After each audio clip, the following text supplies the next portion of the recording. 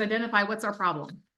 Okay, our problem is we don't have clarity around what should be on our to-do list and what goes on our to-don't list.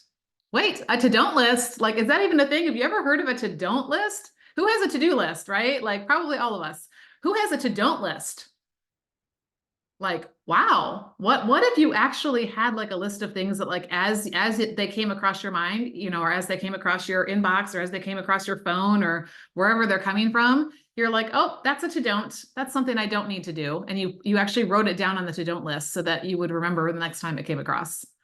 Like today, I'm going to give you some permission to put some things on your to-don't list, right? As a CEO of your business, because just because it pops up across your screen or somebody else is doing it or thinks you should, or you even think you should, doesn't mean that you have to do it. A lot of that just produces that randomness. A lot of that turns into Skittles for us, but not a lot of the fruit, the oranges. Okay. But the question is, how do you know what goes on your to-do list and what goes on your to-don't list? Well, here's where, like I said, it starts with what we did yesterday, knowing who you are as a CEO. It starts with the confidence in who you are and what you're called to, because when you don't know who you are, you're always questioning, you're always doubting, you're always comparing, and then what are you doing?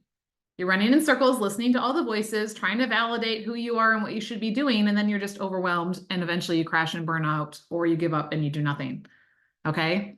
But that's not what CEOs do. Right? Like if you were literally getting hired on as a CEO of a Fortune 500 company, you would have confidence in who you were hired to be. You would know your roles and responsibilities. When you walked into your office each day, you would know what you're called to do because you know the mission and the vision and where you're going, right? And that is going to direct when and what tasks get your attention and what don't. And you're not just listening to everyone. But for some reason, we, especially as solo and entrepreneurs, we listen to everybody else and we try to do every other thing.